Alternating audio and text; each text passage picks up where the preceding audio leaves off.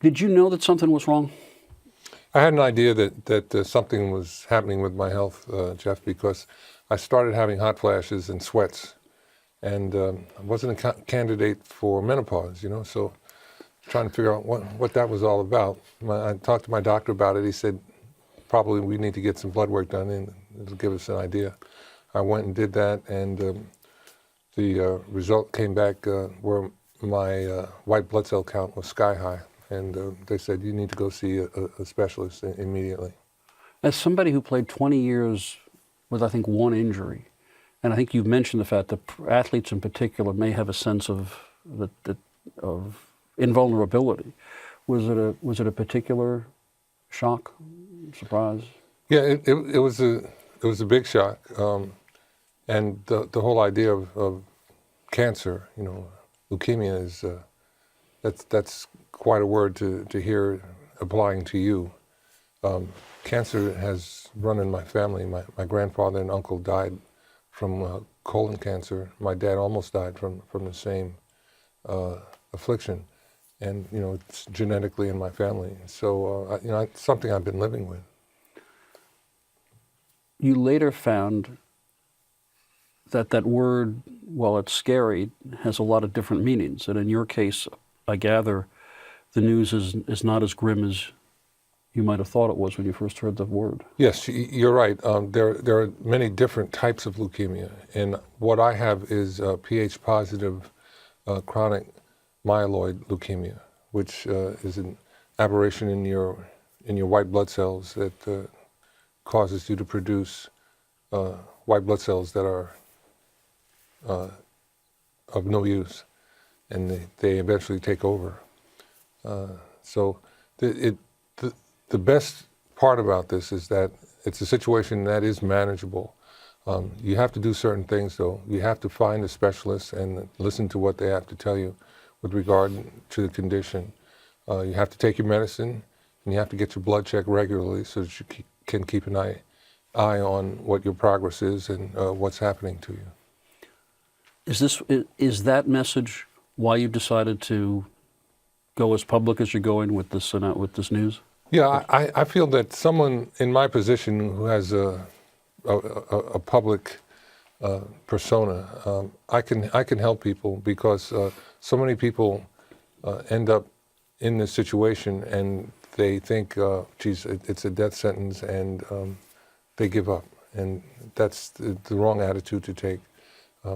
If you're proactive about your health, if you get regular checkups and listen to what the doctors tell you, you can manage a situation like this, and you can live a longer, healthier life just by being conscientious and disciplined. It strikes me that this notion of yours of going public and wanting people to know is linked to a much longer role you've had in public life of wanting people to know histories that they didn't know, particularly about African Americans in this country. I mean, in a sense, getting the word out, whether it's about the Harlem Renaissance or the inventions that African Americans have been responsible for. Am I wrong about that? That there's this impulse that you've always have had? Yeah, well, you have good news, you want to share it, and my attitude about history and the contributions of African Americans to what makes America great, they all seem to fall in with that, sending this message out there, it's a message of hope. That's what it's intended to be. It's not intended to be just a grim announcement. I want people to understand that I intend to continue living and doing all the things that I love to do up until the end, and the end is by no means rushing up on me.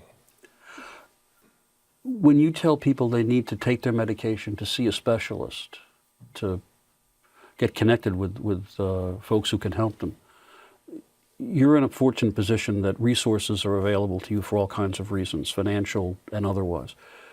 Did this illness in any way cause you to reflect on the broader issue of who has access to health care in this country? I think it's part and parcel of it, because so many Americans who can't afford decent health care, they have to forego sound medical attention because they can't afford it. And in a country like ours, that should not be an issue.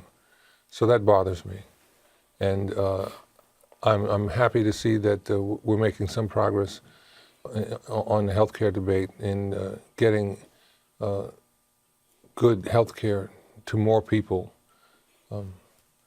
We're all fellow citizens. We should be in a mindset where we're out here to help each other, and that doesn't happen in so many ways. I think healthcare should certainly be on a list of areas that we take that approach.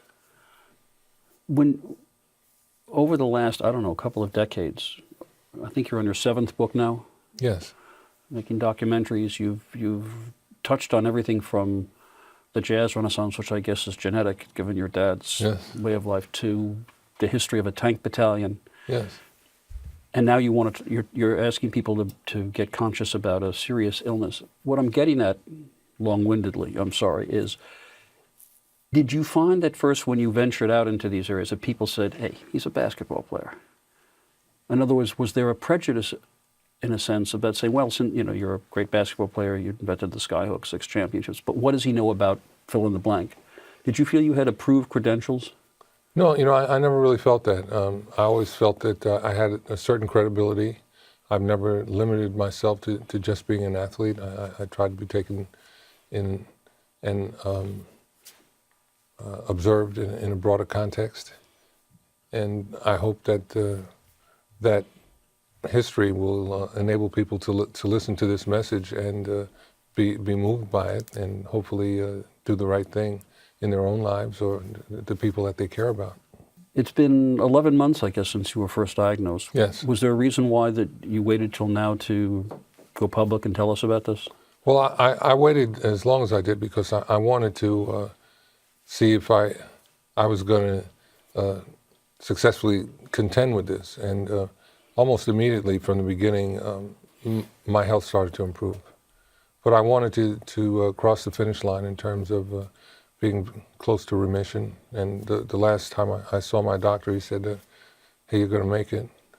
So that was good news. I wanted to have a positive message, if at all possible. So I waited until things started till the tide turned, and I could do this with a smile on my face. That's good.